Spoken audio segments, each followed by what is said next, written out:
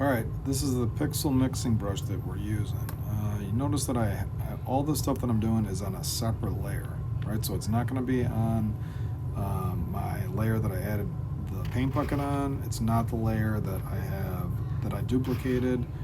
It's a totally separate layer, and I'm using the vector mixing brush to add colors and to fade out or blend the colors that are on my tiger portrait. Okay, so you're going to have to find colors that are similar in the color wheel to add and blend them in. Okay, and the one thing that you can use that really is effective is the flow of the paint, right? So you can see that little box on the left.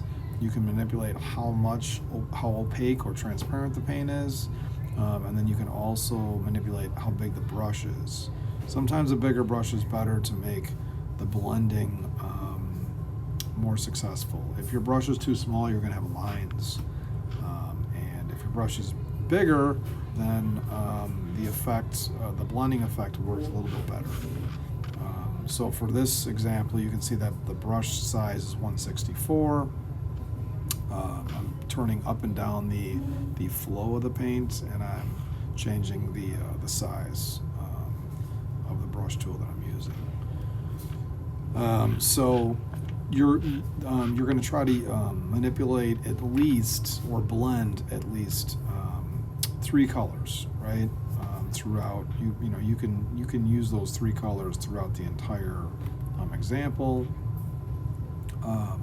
If you want to use more than 3, that's great, but you want to try to at least get 3, right?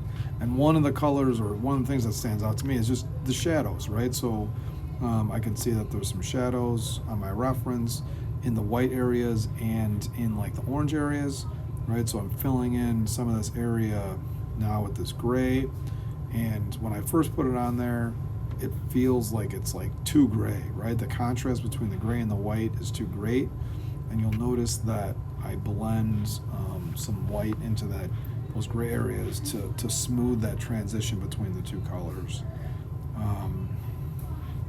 And the easiest way to do that is, to add a little, of those 2 colors, right? And then manipulate the flow of the paint, right? So you can turn down what they would call the flow, but it's basically the opacity, right? The transparency of the paint.